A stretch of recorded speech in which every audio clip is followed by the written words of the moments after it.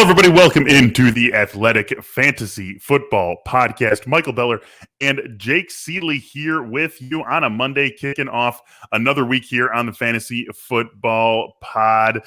Jake, I am getting very excited, my friend, as training camps are fully underway this week. And so that really means that we're going to start getting news. We're going to start getting fun stuff. We're going to start getting fun highlights. We're going to start seeing personnel groupings and formations, and Aaron Rodgers not showing up, but still obviously going to play for the Packers. It's going to be a really fun week kicking off what I think is the big-time start of fantasy football season. How you doing today, man? You getting excited?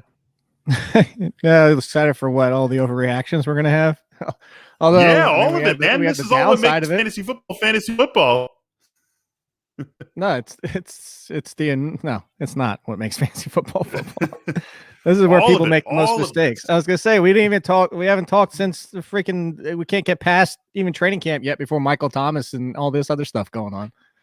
Yeah, geez, that was last time we were talking was before the Michael Thomas news about him missing a pretty significant chunk of the NFL's regular season. So that's going to change the way we draft him. We draft Saints. We draft wide receivers. It's just one thing right after the other with Cam Akers leading into Michael Thomas. And so we know that that's going to be a spigot that doesn't turn off for the rest of the year.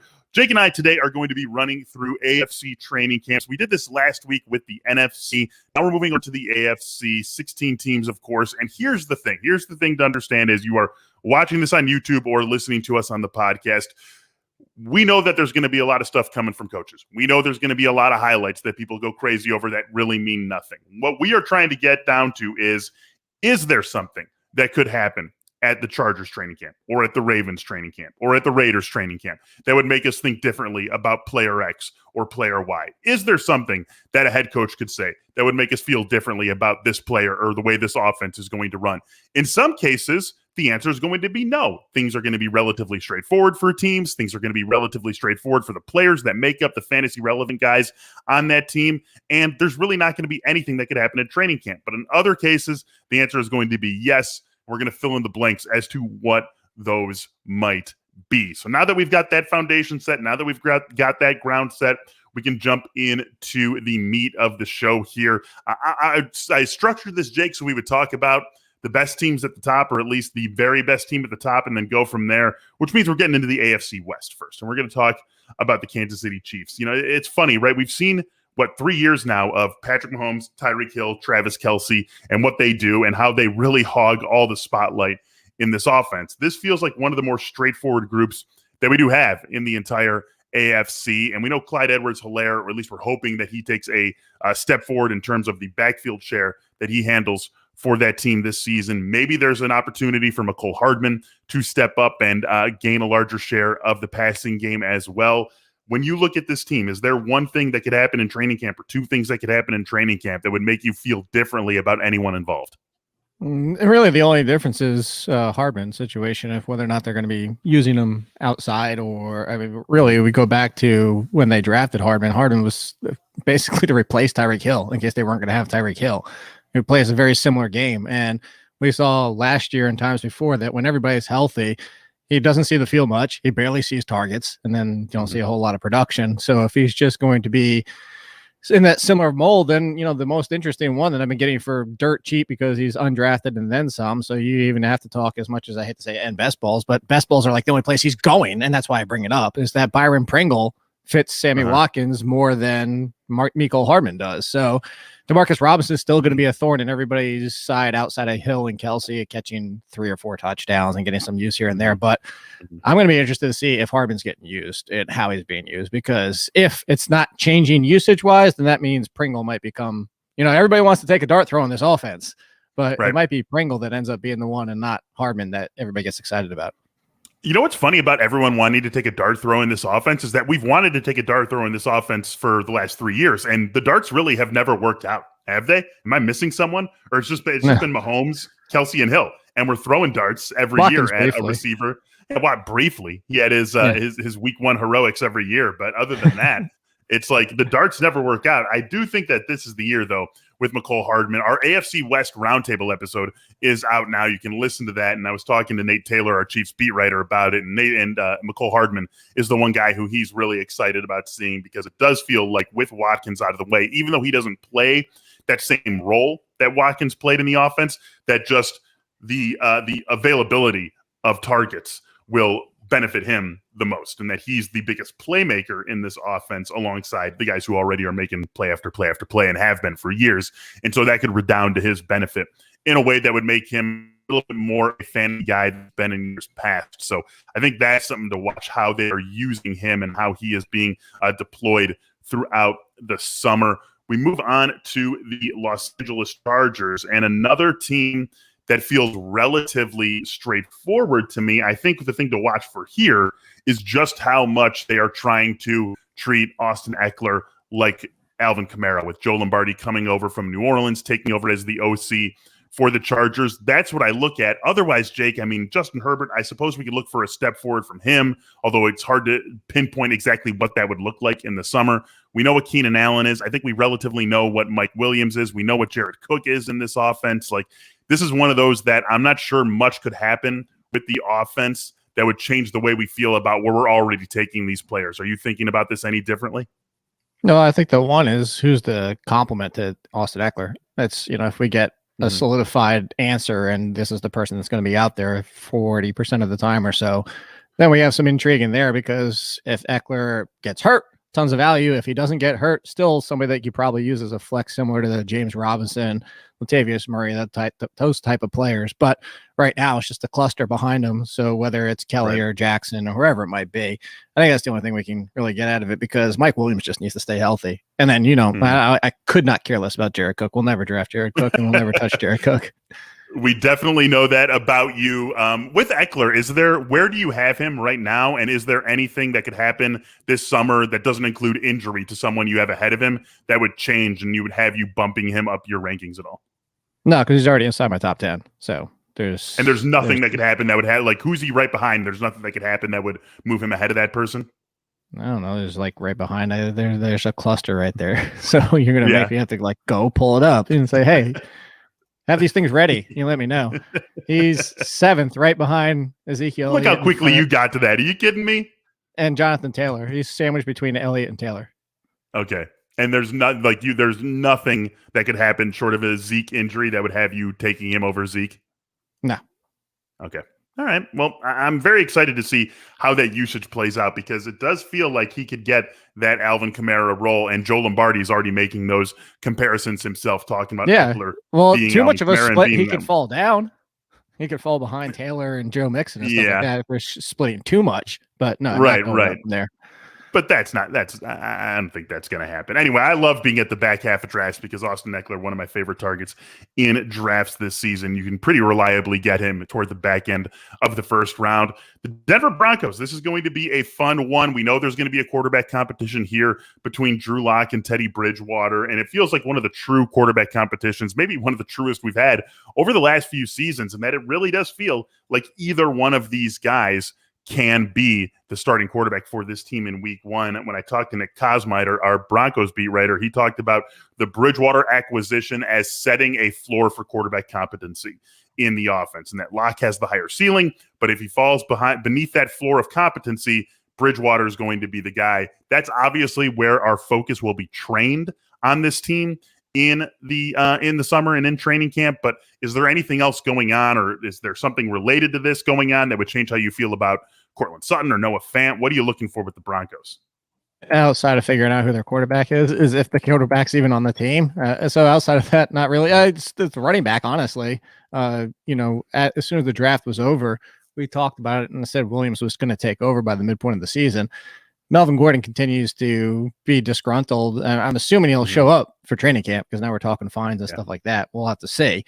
But, he's already opened the door to Williams taking more, but not showing up last time. And, if Williams is showing up and I don't even mean showing up as in being in person, but showing up on the field, and Melvin Gordon looks questionable at times. I mean, we could be looking at a 50-50 split out of the gate, which would probably be more frustrating than anything, but it's also going to probably kill Javonte Williams' draft value a little bit, because as people see more of him and see what he brings, and I keep mentioning Miles Sanders' rookie season is like week 6, 7, 8, somewhere around there. But, Williams' price is just going to kind of go up from here. I have a feeling like I think the worst case scenario is you lose his draft value. I don't think his worst case scenario is he's actually going to lose the job. Like, he's going to be involved somehow from week one.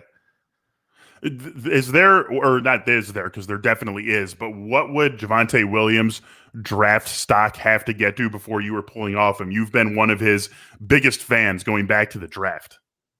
Let's see. Top, I have him at 26.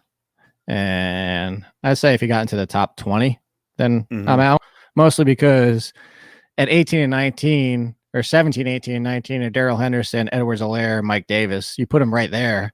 Yeah, he could actually outscore them if he had the job from week one. But now, you draft him in that spot with those guys, and you're basically saying he needs to be out there as the number one, at least from week 3, 4 at the latest. Right. So you're kind of putting your spot where, like Brandon keeps saying this entire offseason, Brandon keeps saying, don't buy at peak value. So, you get him inside the top 20, and now you're buying that he needs to be. Like right now, like I said, I have him 25, 26, and Melvin Gordon's further down. Melvin Gordon's down at 35, 36. So I think that's already a pretty large gap to start.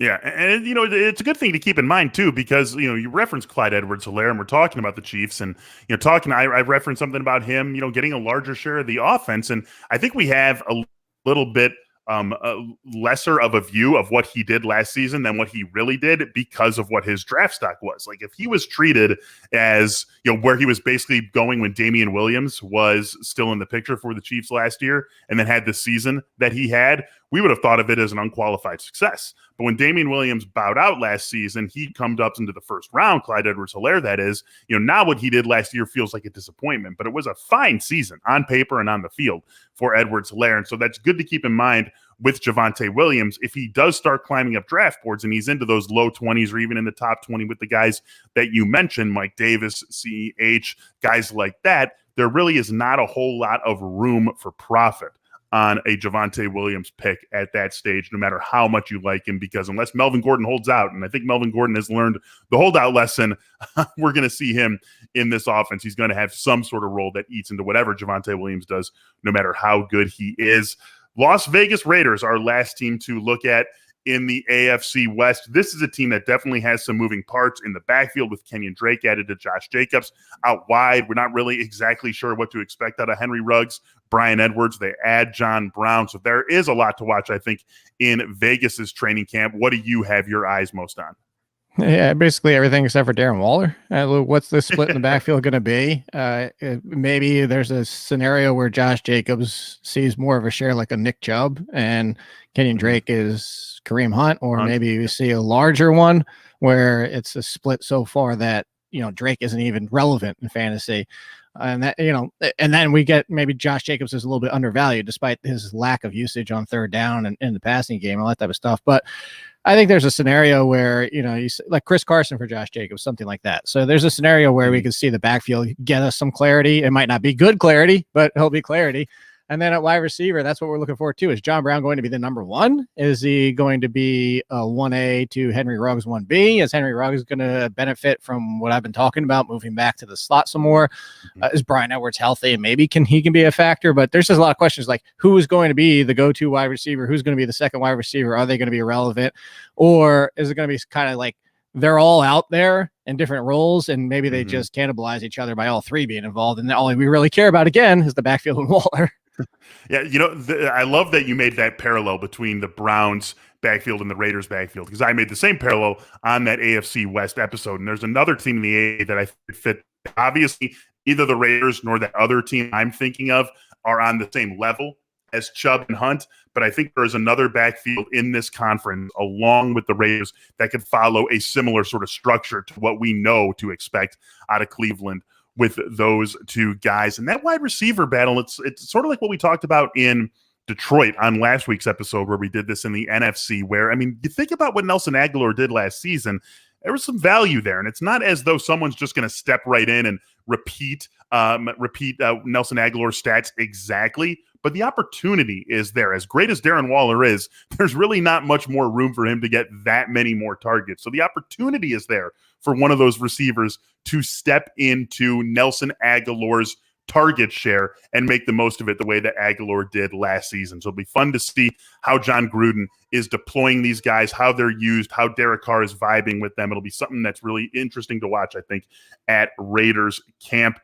We've got some other stuff for you here. So really quick, going to run through some words from our partners. No one's perfect, all right? The best quarterbacks, they're going to throw interceptions. The best receivers, they're going to drop a pass from time to time. So if you feel like you come up short in the bedroom sometimes, it's perfectly okay.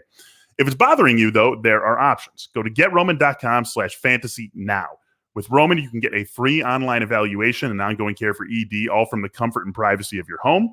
U.S. licensed healthcare professional will work with you to find the best treatment plan, and if medication is appropriate, it ships to you with free 2-day shipping. The whole process, straightforward, discreet, and getting started is very simple. All you got to do is go to GetRoman.com/fantasy and complete an online visit. Take care of your ED without leaving home. Complete an online visit today to connect with a doctor and take care of it. Go to GetRoman.com/fantasy to get $15 off your first month. Again, that is GetRoman.com/fantasy. Also, summertime is here, and you obviously want to be comfortable when you're outside in the heat, with t-shirts, shorts, things like that. But being comfortable when you're sleeping is important too. And Brooklyn and their award-winning sheets are your answer for cool, comfortable nights. They got tons of options in terms of the sheets that are available to you. They're famous for a luxe sateen and classic percale sheets, but they have linen, they've got cashmere, they've got great color and print options as well. They go beyond the bedroom too. Towels, really everything to keep you comfortable and cool in the summer, you can find at Brooklinen. Get summer ready with quality comfort and get it for less at Brooklinen. Right now, you can go to brooklinen.com, use the promo code ATHLETIC, and get $20 off a minimum purchase of $100. It's BROOKLINEN.com with the promo code ATHLETIC for $20 off a minimum purchase of $100. All right, Jake, let's move things on over into the AFC North, one of the most fun divisions, I think, to keep an eye on from a real-life perspective, and also a whole lot of fantasy goodness in this division as well. Let's start it off with the Baltimore Ravens. For a team that has the sort of continuity that the Ravens do at the top, with coach, with coordinators, with quarterback, with a lot of the key pieces around Lamar Jackson, I do think there are some interesting things to look at with this team. What are you taking a look at with the Ravens when they kick off camp later this week? I don't really think there's a whole lot, honestly, with the Ravens. I think we already know the situation in the passing game is it's going to be hard for too many people to have too much value in the passing game because it's, Mark Andrews and then Marquise Brown and Bateman. And like the problem is still go back to the fact of what I've said many times before, 20% increase in attempts for a quarterback would be an absurd number to jump. And that would only put Lamar Jackson at 500 for this year. He was 401 last season. So I love this offense to watch. I love the potential. And, I love J.K. Dobbins. I guess that could be one thing we look at, whether you want to be on the Dobbins bandwagon or not, is maybe it's a complete 50-50 split. Yes. And you got concerns about Dobbins. But again, go back to Mark Ingram 2 years ago. He ran the ball 200 times. He had like 240, 250 touches and was a top 10 running back because of this offense. And yes, it is touchdown reliant, but this offense is built and sustains that, unlike a lot of offense where that would be something that's more unreliable to trust. So anyway, Case, long story short, the backfield, I think outside of a clear anomaly of a situation where it's like, okay, it's been Gus Edwards or it's been Dobbins or like something like that. The wide receivers and the tight ends, like I feel like Andrews is tight end 6 and the wide receivers are just going to be, I don't want to really spend the cost and redraft because it's what you're going to get a good week every 3 weeks at best. Right. I think that's really what's to be. That's where Sammy Watkins is now too. Everybody's forgetting. Yeah. Right. Sammy Watkins. in Baltimore. They went out, they added him, they added Rashad Bateman in the first round. Marquise Brown just hasn't been able to break through in the way that I think they thought he would, especially after the rookie year that he had, making a lot of big plays down the field, scoring the touchdowns that he did. He just hasn't been able to get to that next level. If anything, he's been a statistical regressor since that rookie season. So it is something to keep an eye on here. I guess what I'm excited about seeing with this offense is just how much J.K. Dobbins is involved as a receiver. Because, we know Gus Edwards has been there for a few years, and they've liked Gus Edwards that whole time, pairing him with different backs, and he's not going away. But he doesn't get, involved significantly as a receiver. So if J.K. Dobbins can step that up in his game this year in a big way, then I think he can play that Mark Ingram role you talked about a couple of years ago, maybe with even a little bit more juice, that he can seed maybe more carry Edwards than Mark Ingram did then and make up for it, and then some with a larger passing game role. So I'm excited to see how the Ravens might do that, how they might get Dobbins a little bit more involved in the passing game. And if he can get more involved in the passing game, then I think if anything, he's being undervalued. I think he's appropriately valued where he is right now, but I definitely don't think if he is a passing game weapon for them, that he is going to be someone who we look back at as a value bust. I like where he's going. I know you're on the same train. I know you and I are two of the bigger J.K. Dobbins fans in the fantasy industry. So I do hope that we ultimately see him involved as a big pass game weapon for them. Hopefully we start to get a look at that this summer. How about the Browns? Another team that has some big-time aspirations in the real world and gives us plenty of goodness in the fantasy world with their backs, with Odell and Jarvis Landry. Baker Mayfield, I think, provides a solid foundation for the offense, even if he's never going to be a top 10 sort of fantasy quarterback. Is there anything with this team that you're excited to watch develop this summer?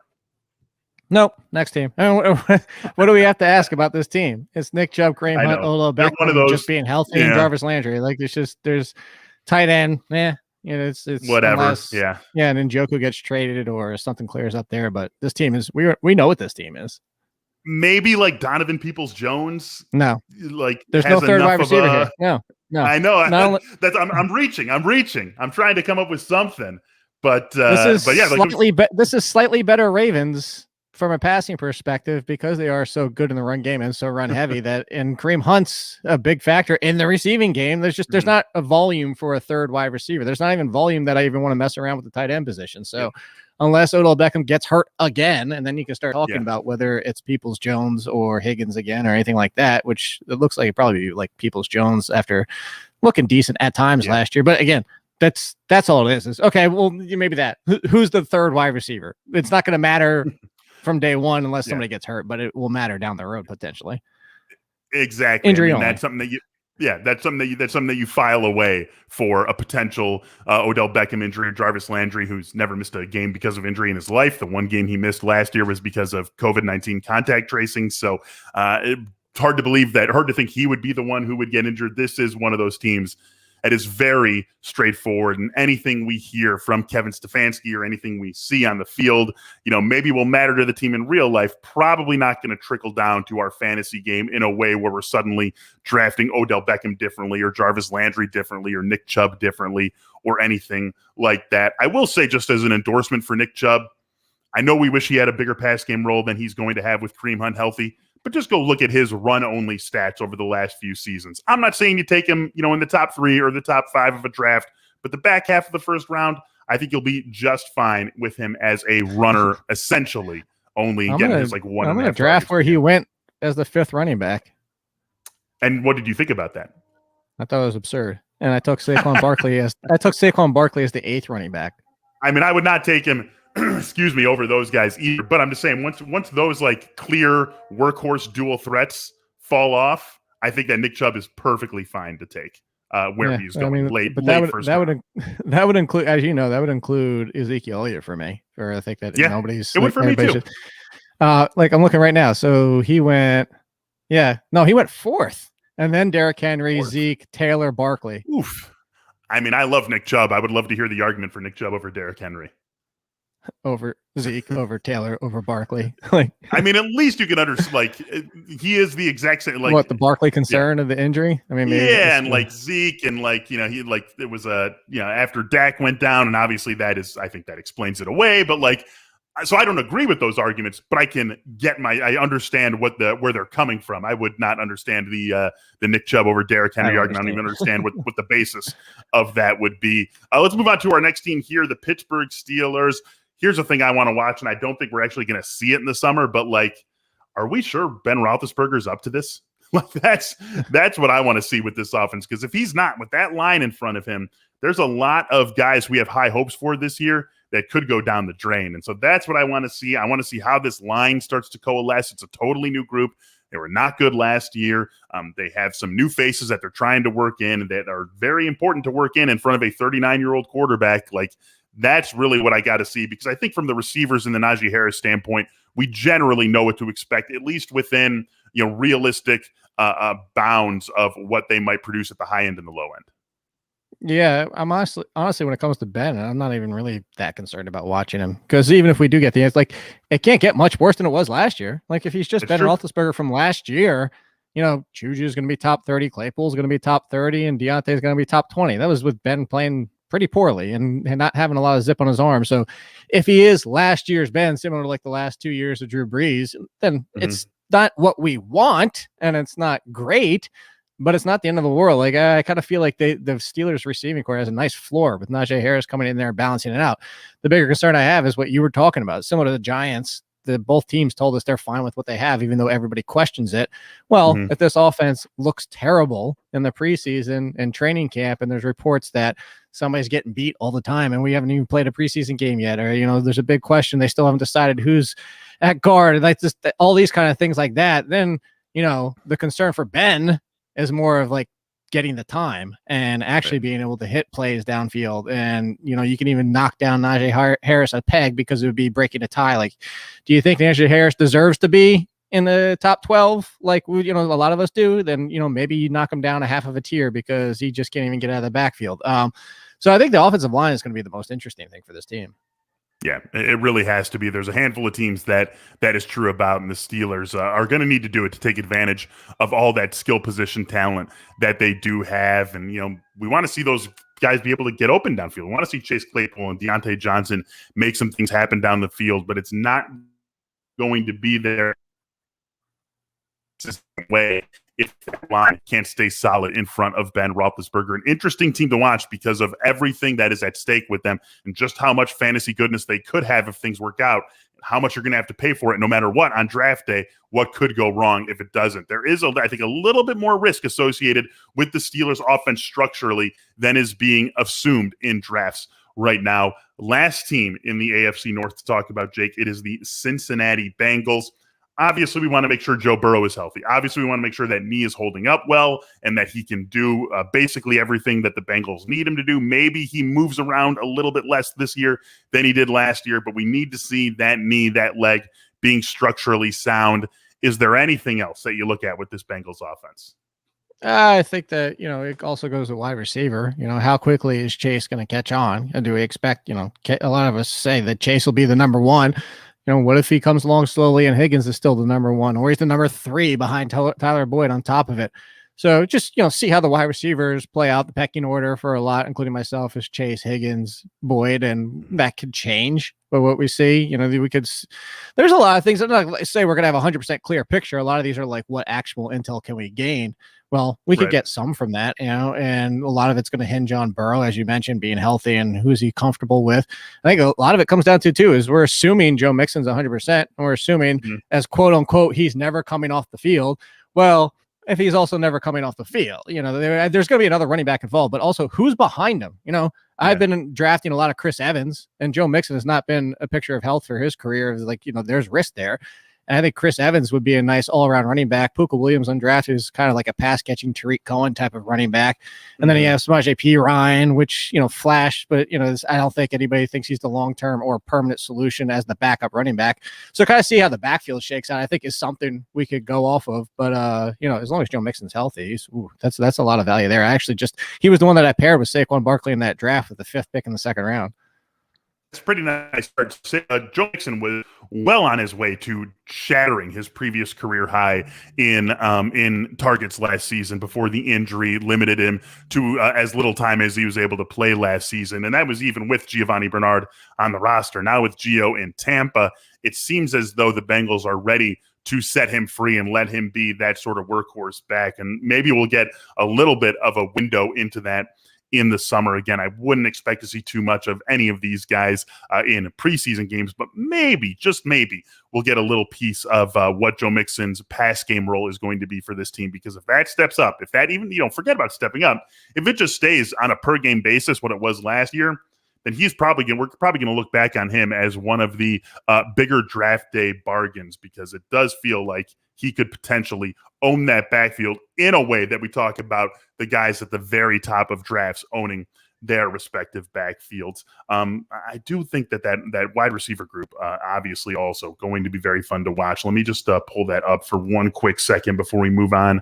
to the next division here. So you've got Jamar Chase. He is at wide receiver. I think you called this a little while ago, Jake. He's up to wide receiver 20 in ADP right now, sandwiched between Robert Woods and DJ Moore. Let's see. T. Higgins is at wide receiver 26. Tyler Boyd is at wide receiver 34. Does any of that feel out of whack to you, both in terms of how they compare with one another and how they compare with the rest of the wide receiver position? I mean, it's the excitement and the shiny new toys. And, I think that Chase could even go up from there. I don't even think he's potentially done going up, but I think the gap should be pretty thin between he and Higgins. So we'll have to see how this all plays out and what the camp reports do. And because, people, as I joked at the beginning of the show, people are going to overreact to every bit of news we get because that's what we do. People are fiending for NFL. And so, but it's the constant reminder, like just take it all in. But it's why we're doing these shows that you're bringing up. The reason we're doing these shows is because we're kind of going the opposite direction and say, well, what would actually tell us something? Because 90% of it doesn't. Right. Remember, we just said about the Browns, there's virtually nothing that could happen at Browns camp that would change the way we feel about those players in a substantive way on draft day. But yeah, Jamar Chase, that hype is going to get crazy. I mean, just remember how excited we were we love the college connection, right?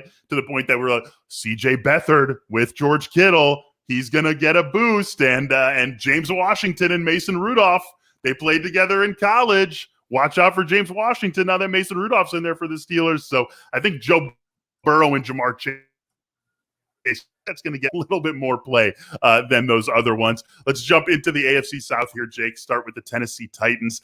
I guess we could assume we know to a certain extent how they're going to pair A.J. Brown and Julio Jones.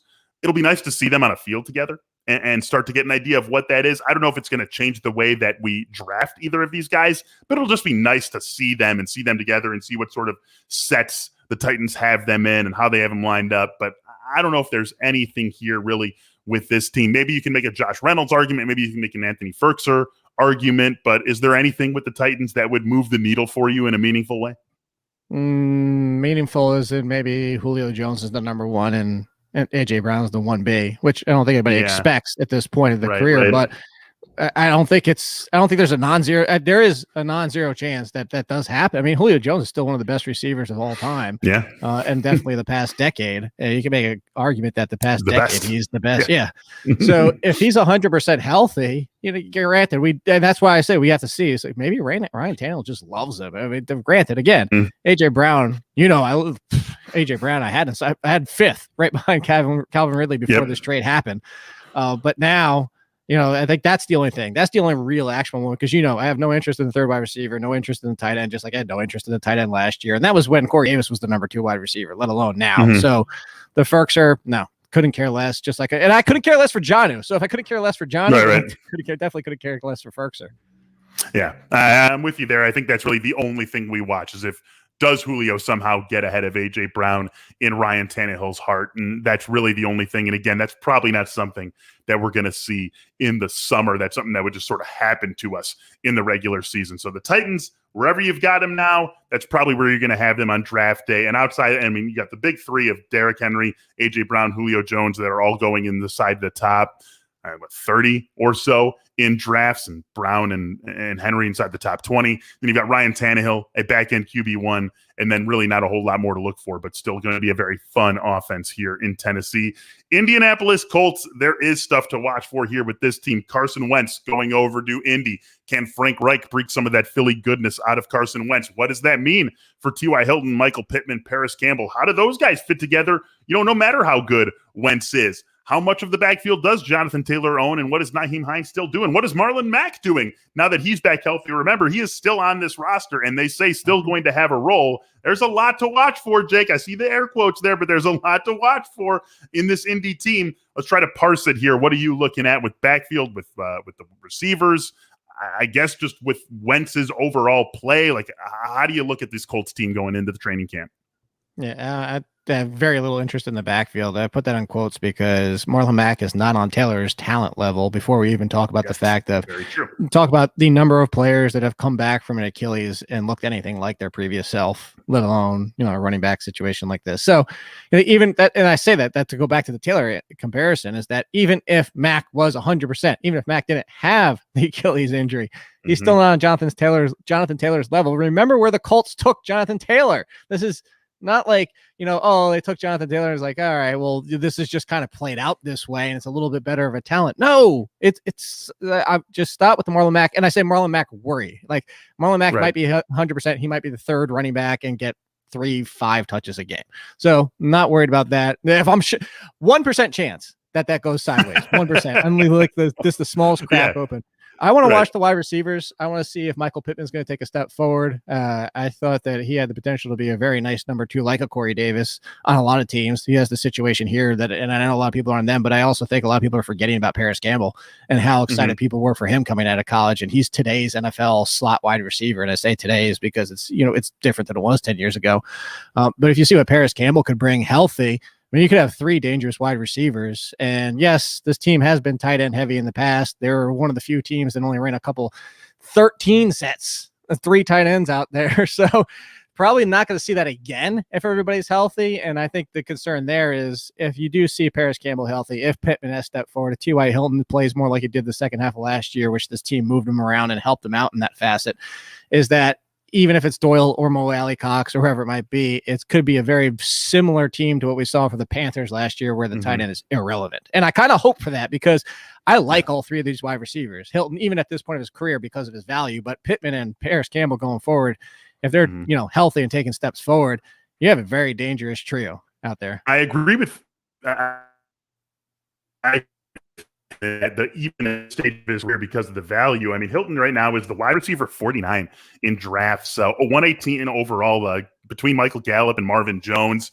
I like that. I'm not saying I would. Yeah, I could see why Gallup goes over. I would probably take Hilton over Gallup myself, but I can see why Gallup goes over him. I would maybe take Marvin Jones over him, but the point is, like, at wide receiver 50, T.Y. Hilton can still do what he does, especially if Carson Wentz is a little bit more effective at pushing the ball downfield. Phillip Rivers, incredibly accurate quarterback, but not great at pushing the ball downfield really ever, but certainly at the end of his career. Maybe Carson Wentz brings a little bit more out in T.Y. Hilton. With you on Michael Pittman. I know all of us in the fantasy community are on Michael Pittman. I will say in my chat with Zach Kiefer, one of our Colts beat writers, we're not alone. It's not just a fantasy obsession. The Colts are obsessed with him. Kiefer thinks he's taken a big step forward this year. So we are right, I feel like, to be on Michael Pittman. Hopefully that works out. Jake, let's get on to your team here. The Jacksonville Jaguars. You've been on these guys. I want to give you a lot of credit here, Jake, because I feel like you said something in like one of our final episodes of last season when the Jaguars had the number 1 pick locked in and they were clearly going to be taking Trevor Lawrence. You were all over this team last January as a team that was going to be fun in 2021 from a fantasy perspective and maybe a little bit better in real life. And now we're seeing a lot of people come around to just how much fun this could be. What are you looking for at Jaguars camp? Basically everything. We're trying to see, DJ Chark he was part of the problem last year as much as we want to blame the quarterback play. And this is coming from somebody that's a DJ Chark fan. So yes. Can he go back to being a number 1 in the NFL? And then if not, Is Marvin Jones their number one question mark? But even so, Marvin Jones continues to be one of the most underrated wide receivers in fantasy. More touchdown reliant, but you're talking about 800 yards and 7-8 touchdown versus 1,100 yards and 3 touchdowns. Like which way do you want to spin it? The touchdown just brings more upside, even though more volatility. But somebody like Marvin Jones has shown the ability to continue to do this every single year. Yeah. And then, of course, we go from there. Laviska Shenault, who I think right now is the helium is way too high on.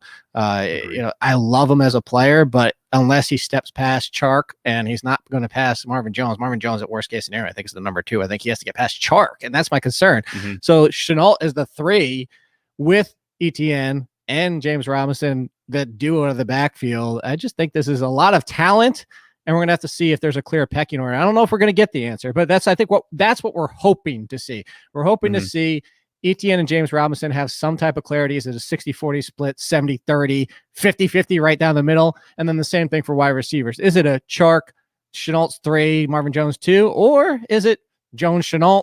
Is it Shenault and Chark, and maybe Marvin Jones just doesn't fit here well? So all of these things are worth watching. Yeah, this is my other team. This is my other Browns light backfield, where it feels like Robinson and ETN could follow a similar script to what we expect out of Nick Chubb and Kareem Hunt. And I think there's going to be plenty of value in both of them. I think that James Robinson has slid a little too far down drafts, and I will admit that when this team first drafted Travis Etienne, I was basically like, all right, well, no James Robinson for me in fantasy this year. And now I'm starting to come back around on him, mostly because of where the price is landing, because that he's just not going to have a significant passing game role, not with all 4 of those guys, Chark, ETN, Marvin Jones, and Laviska Shenault involved. It's hard to imagine James Robinson having a meaningful passing. He is going to catch passes. He's going to get his, 28 targets or something, but it's not going to be something that really is super meaningful. If he gets a if he gets a receiving touchdown, you'll say cool, but not something you're ever really going to be banking on at any point in the season. I think the most important point you made is, yes, Marvin Jones, because of the floor of production he has there,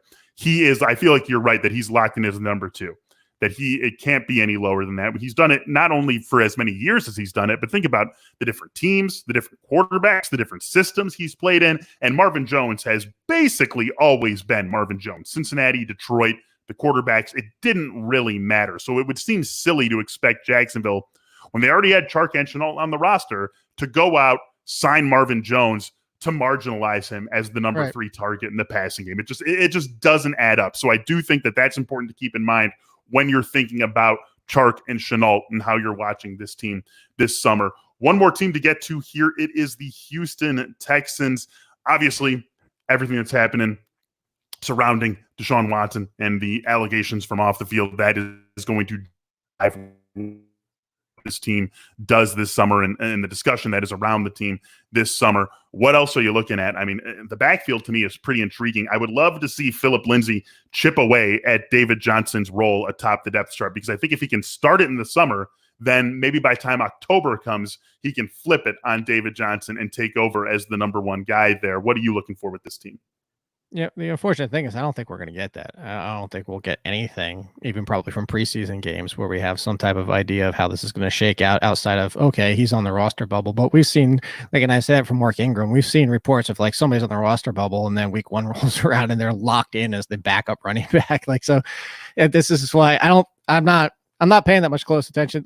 I'm not going to dismiss anything I hear, but I don't think we're going to get an answer that's going to give us any kind of clarity on the backfield. David Johnson's, for his cost right now, David Johnson was still productive last year when healthy. He was. That's the big yeah. It's James Conner's in the same role. Yes, it's a lot to ask either of them make it through all 16, 17 games now at this point. Not going to happen. But, for their cost and who they are when they're out there, now you're not paying top 20 running back for either of these guys. So I think that there's going to be very little in the backfield we can act on. Maybe I'm wrong. Hopefully I'm wrong, because I would love to have a clearer picture, but I don't know that we will. I think the bigger issue is at wide receiver. But, the Anthony Miller trade, I don't think really moves the needle anybody, including Anthony Miller on this team, because Anthony Miller is slot wide receiver and Randall Cobb is still there. So unless Randall Cobb is just toast at this point. I don't even think we worry about Anthony Miller, and even Anthony Miller at this point, he never stepped forward in the NFL like a lot of people want him to be. So it comes down to, we know Brandon Cooks is Brandon Cooks. Comes down to who's the number 2. Are we going to get a number 2? Are we going to get a clear number 2? Because if it's Nico Collins, the rookie who's got outside wide receiver, it's Randall Cobb. I've been drafting a lot of Randall Cobb as the number 2. I can see very much like a Cole Beasley with the Bills. Like, you're just going to walk into, 110 targets, 70 something receptions, something like that. Just value at where he's going. It's not exciting, but nobody was excited about Cole Beasley pre-draft. Nobody before the season started. Cole Beasley was a top 40 wide receiver last year. Nobody was excited about him at the beginning of the year. I think Randall Cobb could be that guy this season. I think he's a very similar situation. Yeah, he's got that. He definitely has that that possible outcome. Obviously, quarterback play could be very different from what Cole Beasley got to play with in Josh Allen last season. Quarterback play could be way different.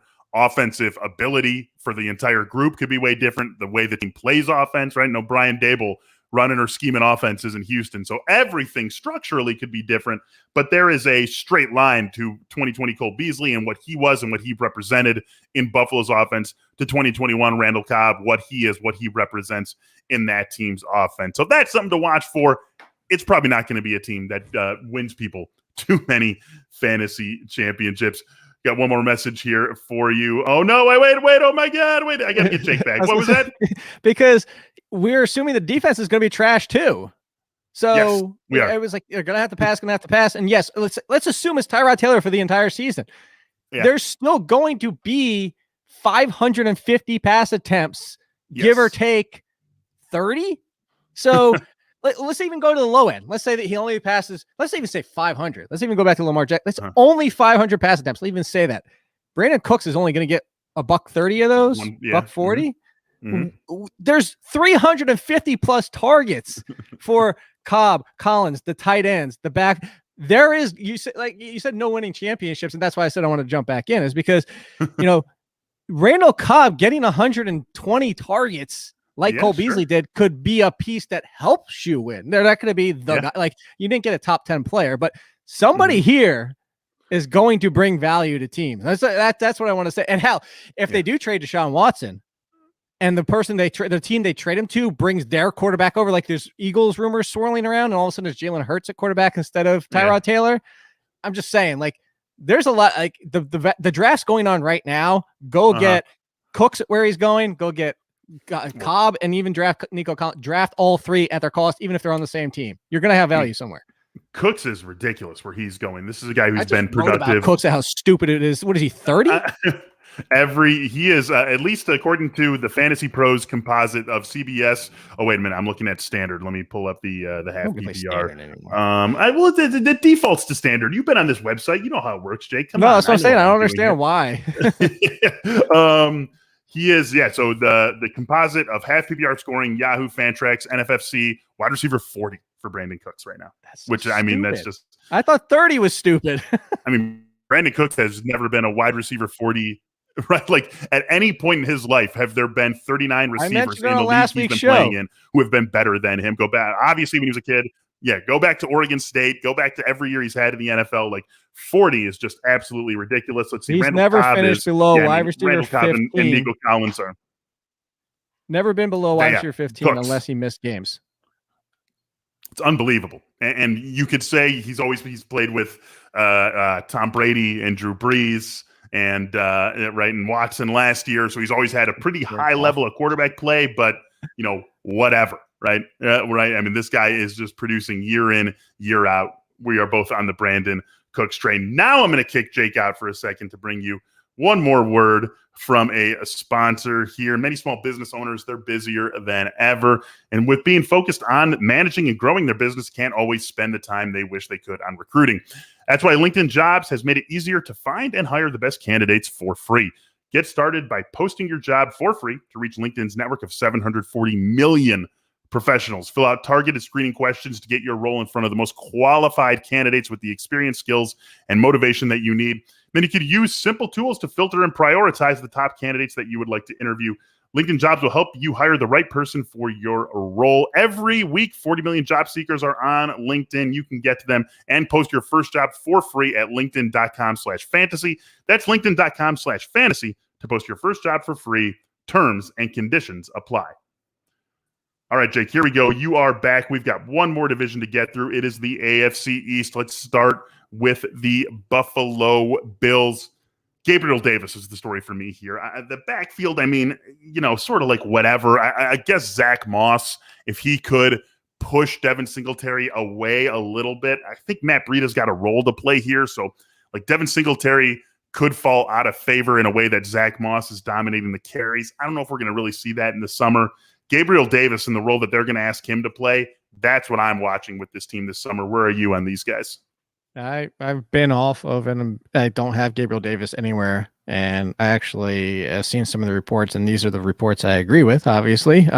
Maybe if you want to call that, the fact, like, what's the word I'm looking for? Confirmation bias. If you want to call that's fine. I'm not saying I'm right, but you bring in Emmanuel Sanders, plays a different role than Gabriel Davis does. And Gabriel Davis, for all the excitement that he is, it feels like, I'm not saying he's as bad as this player, but it feels like the Jeff Janis situation. Like, oh, look at all this. But you know what I'm talking about. It's like, oh my God, look at this potential. Like, you have to understand who Gabriel Davis still is as a talent. 7 touchdowns last year. Yes, but look at the volume for it. He's a big. I'm not denying the fact he's a big play option. That's who he is, in my opinion. I hope he grows to more. I hope he becomes more, and I'm wrong.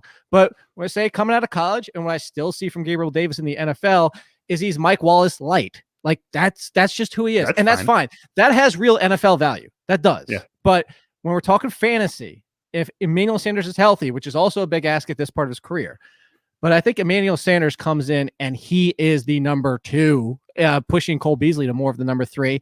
And if Emmanuel Sanders is on the field, Cole Beasley is not losing his slot role. That's not even who you want Gabriel Davis play. You don't want that same role for Gabriel Davis. Right. Emmanuel Sanders on the field, Gabriel Davis is not out there unless they're playing 4 wide. And yes, they did a lot last year. They did a lot, but it's not enough to hinge your hat on. And just like it's never been enough in Arizona to put your hat on and rely on. So that's my concern. Is there's another one. I think Gabriel Davis has some like an Andy Isabella to him. Like, yes, I understand he's fun, he's exciting, but we have to now. The analysis comes down to fantasy. So I agree with you, but I'm on the other side. I agree with you. Gabriel Davis is worth watching if he wins, and Emmanuel Sanders is a non-factor. Emmanuel Sanders, they bring in. I don't think it's a lot of dead money if they just say, you know what, see you later. You're not working out here. I could be wrong on that. I don't remember this dead money off the top of my head. But point being, the Gabriel Davis versus Emmanuel Sanders that's what I'm watching. And I've been on the Zach Moss. I hated Zach Moss last year. I thought the PFF broken tackles, everybody got so overblown with, and like, oh, it's one freaking stat. It's one piece of a giant puzzle. David Montgomery. But see, now Zach Moss is going at such a discount because people got burned. Yeah. Hint, hint for my last year's trash article coming up is now I'm taking all the Zach Moss of where Zach Moss is going. Yeah, I am with you there. Let me pull that up exactly. Running back 41? 36. I was off by 5. Sandwiched between Michael Carter and James Conner. Okay, well, you should be and then you've got those guys anyway. Devin Singletary 6 spots behind him at 42. Yeah. I'm with you on Devin Singletary. I'm with you on I'm not touching any Devin Singletary.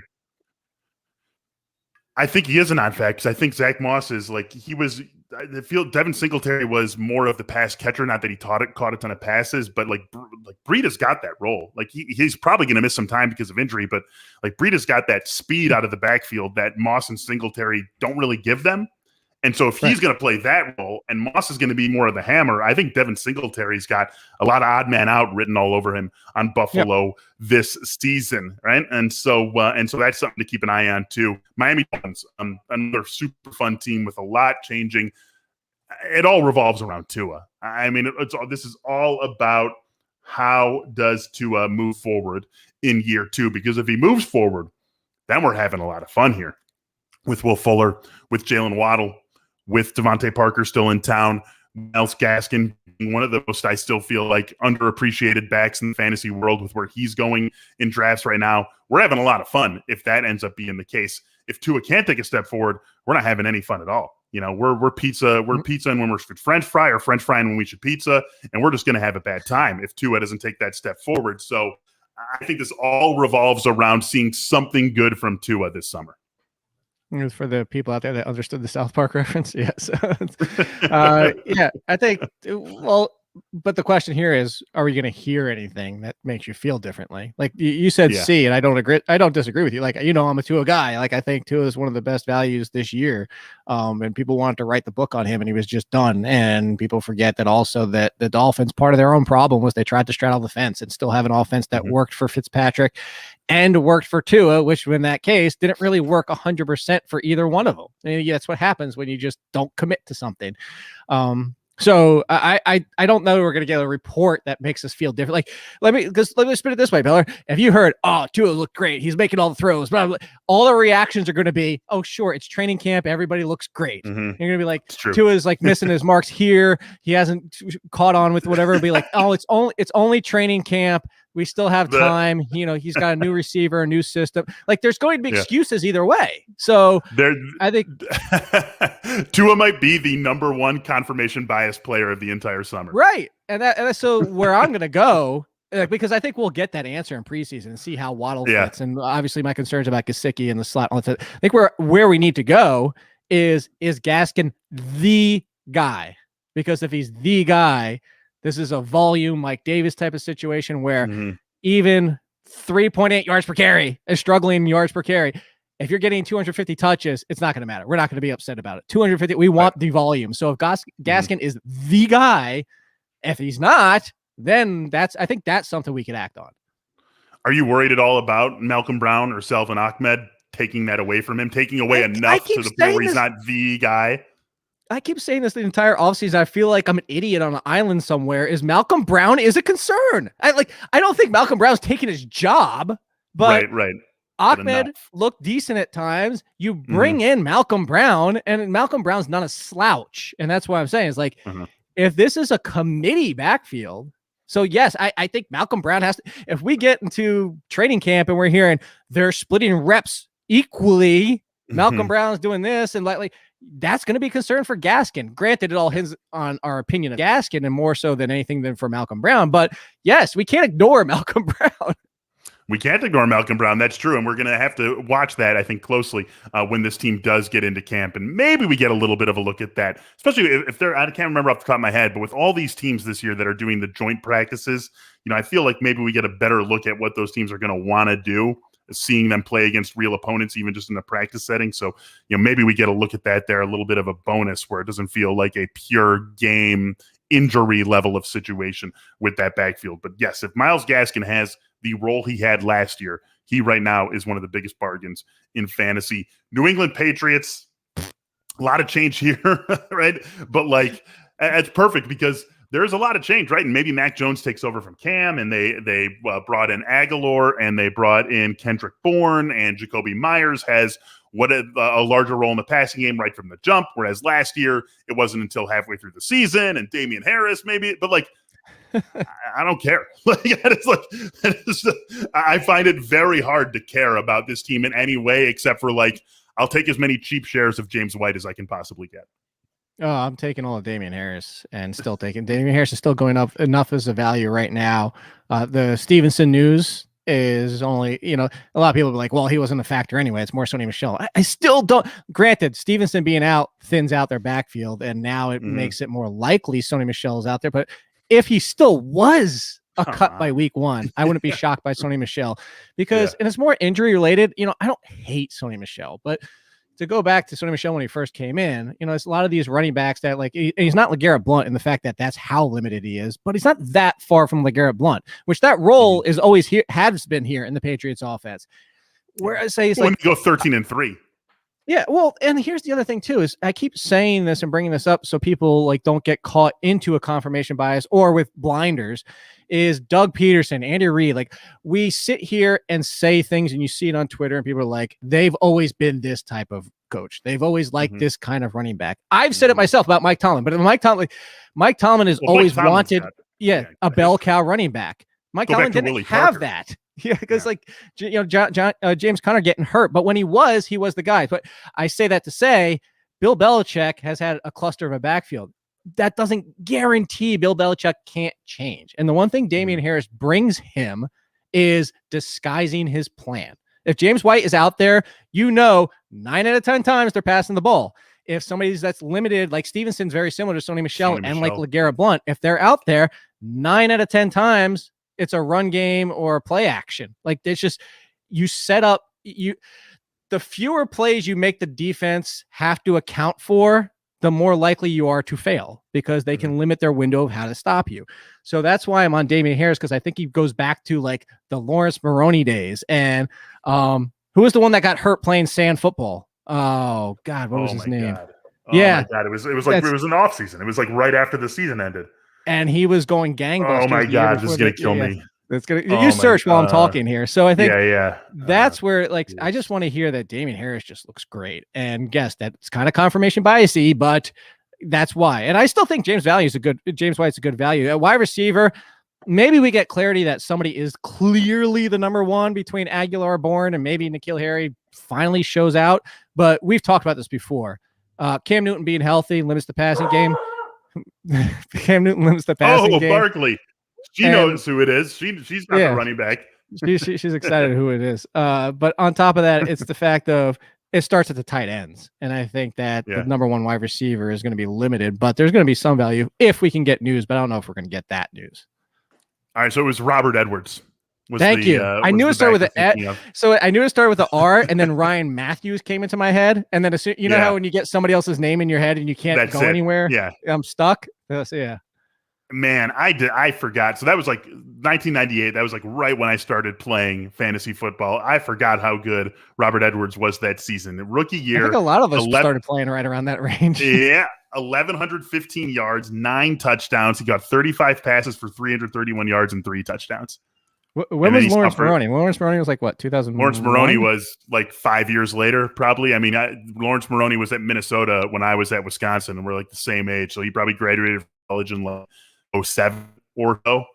So he's like close to a decade later. I was off by yeah. So with Corey Dillon in between those guys, but that's what Corey Dillon, Robert Edwards. Patriots had fun running backs for a little while. Granted, we're all kids when it happened, but yeah.